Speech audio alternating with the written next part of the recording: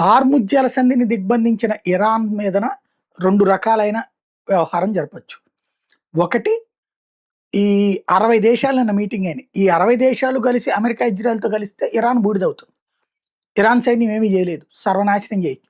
కానీ దొంగ దెబ్బలు తీస్తానే ఉంటారు. సముద్రపు దొంగల్ని పద్దాక ఏడబట్టుకుంటారు. మొత్తం ఇరాన్ని నాశనం చేశారు. బూడిద చేసి పడేయాలి. ప్రజలు కూడా చచ్చిపోతారు. కోట్ల మంది చచ్చిపోతారు. అది ఏమైనా చిన్న దేశం అంటే కాదు. కాబట్టి చేయలేరు.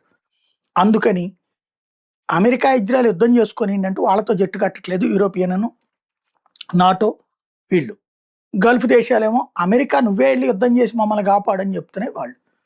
ఇప్పుడు చర్చలు ప్రారంభించిన బ్రిటన్ ముందు ఇరాన్ కొన్ని ప్రతిపాదనలు పెట్టి, మేము మిమ్మల్ని అందరినీ ఇబ్బంది పెట్టాం, కానీ మాకు డబ్బులు కావాలి, యుద్ధంలో నష్టపోతున్నాం, అట్లాగే హార్ముజ్ జలసంధినే మాకు ఒక్కటే దిక్కు కాబట్టి మేము దాన్ని దిగ్బంధిస్తాం, మమ్మల్ని కాదని ముందుకెళ్తే మాత్రం పేల్చేస్తాం, కాబట్టి మాకు మీరు ఖచ్చితంగా కప్పం కట్టి వెళ్లాల్సిందే.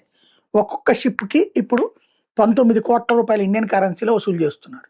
దానికి ఇప్పుడు మధ్య మార్గంగా బ్యారెల్కి $1 చొప్పున డబ్బులు ఇవ్వండి అన్నటువంటిది ఇరాన్ అడుగుతుంది. ఈ ప్రతిపాదనని ఇరాన్ తరపున కీర్ స్టార్మర్ వచ్చి 60 దేశాలకి చెప్పుకొచ్చాడు.